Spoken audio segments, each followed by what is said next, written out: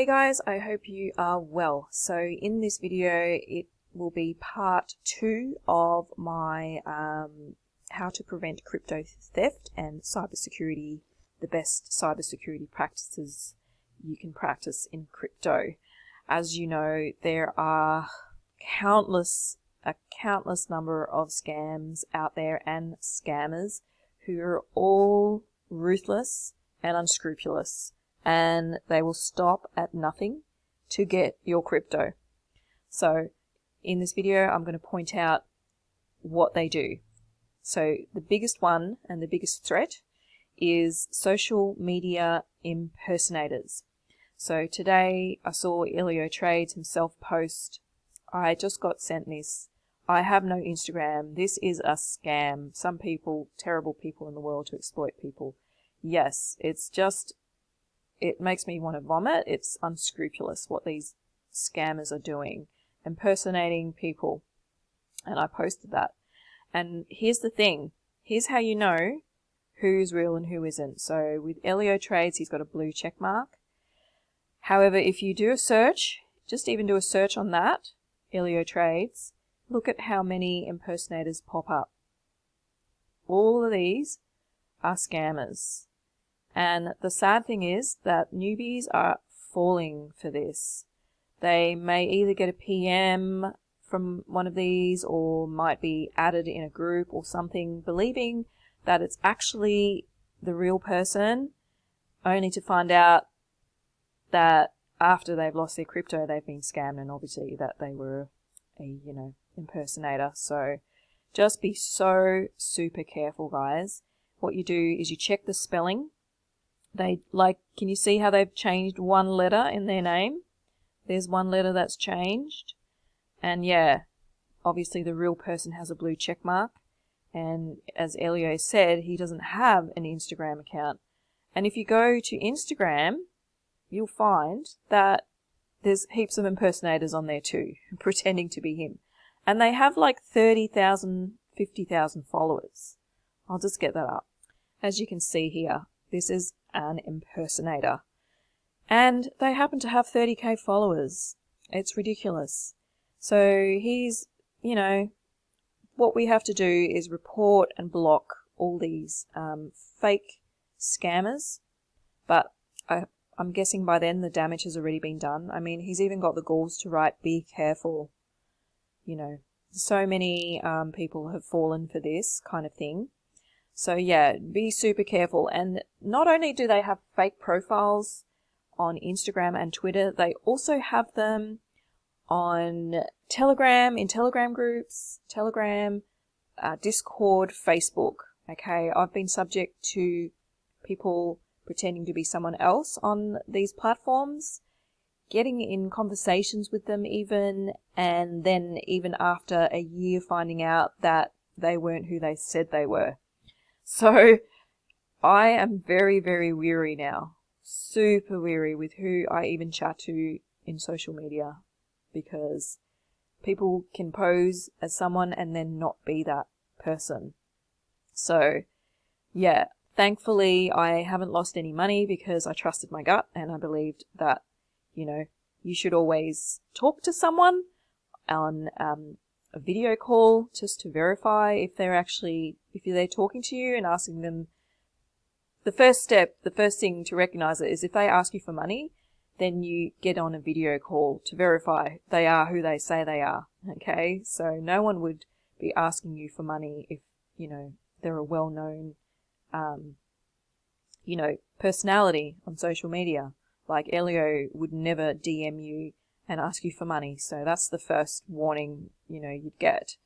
But yeah, they are extremely clever, as you can see. If you didn't know this, you would probably think, "Oh wow, this is legit. Yeah, this is actually him."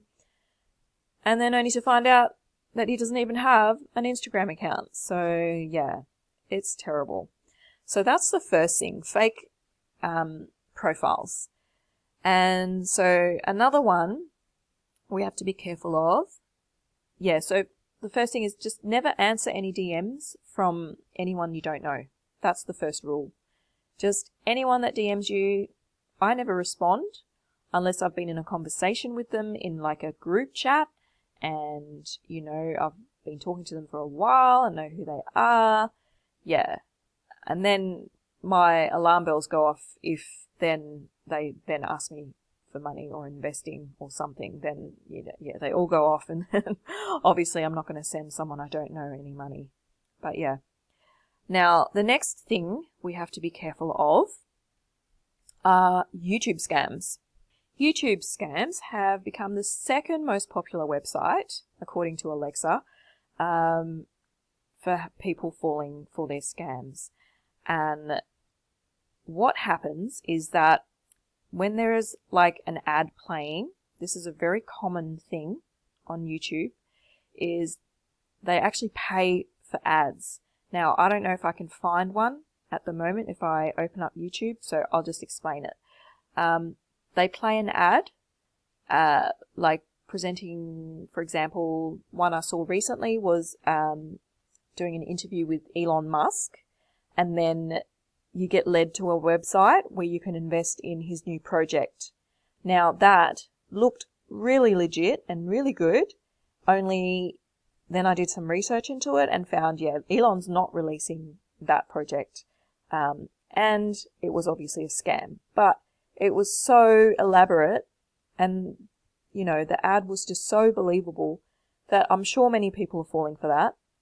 And with YouTube, another way they do things as well. Let's see if I can find it. So what might be happening is that there is a live and it would pop up as you're watching YouTube.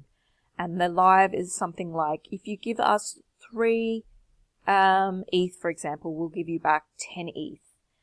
So that is something that many people have fallen for. It takes you to a website where you then, you know, they ask you to deposit your ETH and then they'll give you back like 3 times as many.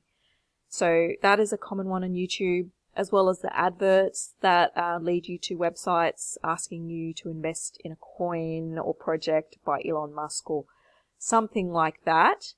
You know, those are very commonplace, and yeah, many people are falling for those.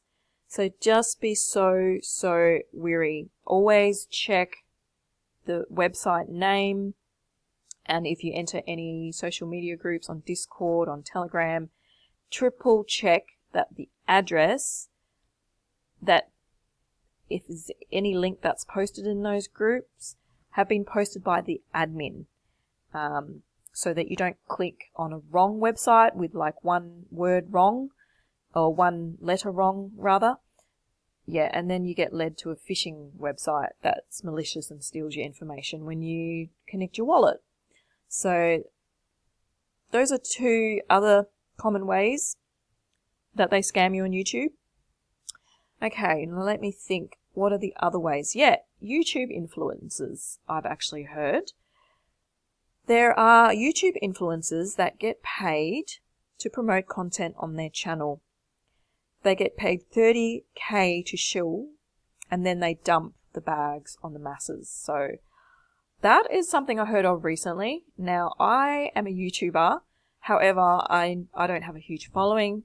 And even if I did, I would never do that to my audience. I would never do that to you guys, because it's completely immoral and completely wrong to you get paid and then shill it and then dump it on the very people who are your loyal supporters. It's beyond me how people can even do that and feel good within themselves doing something like that, which is just so immoral. But anyhow, sadly, that is another way that you can get scammed on YouTube. So let me think if there's any other ways. So lastly, the rug pull. Now, I have been subject to one of these rug pulls, and I learnt my lesson. Thankfully, I only put in like a few $100 in one of these. But what happens is that you can see here, rug pull is where the developers abandon a project and run away with investors' funds. And they usually happen in DeFi, especially on DEXs, where malicious individuals create tokens listed on a DEX, then pair it with a leading crypto like Ethereum, for example. Yeah, you can read this for yourself. But yeah, they are very common as well. So just be so careful that what I do now is I always, if I'm in something new, I only put in a little bit of money to test out to see if I can then put it in and withdraw it out. And once I can do that and I know that it's not malicious, because that's what you do first off. You don't just put all your funds into a project without knowing whether you can pull it out first. So start off with a little bit amount of money first, see if you can withdraw it. And when you can, then you know that it's not a rug pull. Yeah. So, but the thing is, this is the risk that we take, and that's why you have to do your research on the actual developers and the people behind projects. You know, there can be people that are, you know, on the surface of things appear to be, you know, reputable people, but then underneath it you find out their backgrounds, that they've been involved in scams and rug pulls before. So yeah, super important to always do research on the team. Anyhow, obviously getting a little bit emotional about scammers because there's so many and it's so rife. But yeah, another major characteristic you should watch out for with rug pulls is coins skyrocketing in price within hours, and you know that leads to FOMO, which is what happened with Spectify, obviously. And however, that wasn't really a rug pull in the traditional sense. In order for a project to be deemed unruggable, it means there aren't a significant amount of tokens held by the development team, I think they mean to say. Without the signature large amount of team-held tokens that could be taken in a rug pull or exit scam, a project could be considered unruggable. And, you know, this is how you think an unruggable project is when they renounce ownership of any tokens as well. However, you should always be careful to check the number of tokens that are held by the developer as well. So the way you can do that is, I'll get the website. So you go to poocoin.app and you type in the coin that you are looking for here. So for example, if I type in pigs and then I want to see the number of wallet addresses of pigs holders, you just go here and then it takes you to how many pigs holders there are and who holds the most. So by the looks of this, 83% are held in one wallet.